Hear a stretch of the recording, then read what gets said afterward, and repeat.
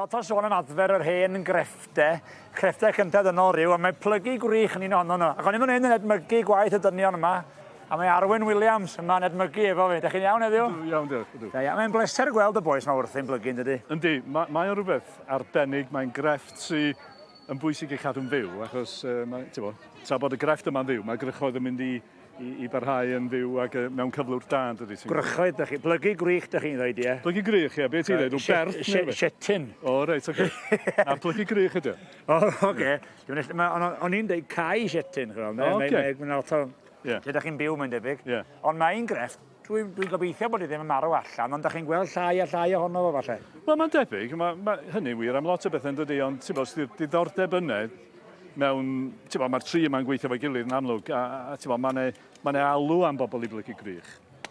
Ys ni'n dweud, gyda ddol, even mewn gerddi bobl dyddi yma. Mae adre yma gynnau ardd, lle mae'n efrych gwyllt, a dwi wedi plygu hwnnw'n hytrach na i dorri fo a rhoi drwy leilandain ar y beth i fewn. A mae'n edrych gymaint gwell, mae'r adar yn ei hoffi fo. Mae'n ddau bywyd gwyllt. Ond y beth pwysig, mae'r hein yn torri maner wan. Maen nhw'n dorri fo lawr hefo'r tir. Ac mae hwnna'n doriad glan neis. Golygu o'r ddeiar. O'r ddeiar, ynddo. Mae hynny'n bwysig. A bod o'n cadw'n fyw, ynddo. Mae nhw wedi gosod y coed yma fel hyn, fel bod nhw'n ymddangos i fod yn goed sy'n tyfu naturiol. A wedyn mae nhw'n plygu hwnna rwan fel fasen nhw. Os oes efo'n tyfu mewn grych go iawn, ynddo. A wedyn, pwysig efo'n hyn rwan, mae nhw'n torri'r darn sy'n sticio fyny. Mae'n bwysig bod ti ddim yn cael y dŵr yn mynd i fewn i'r twll, ne? O, ie, rhediad dŵr o'r i ffwr o'r holl.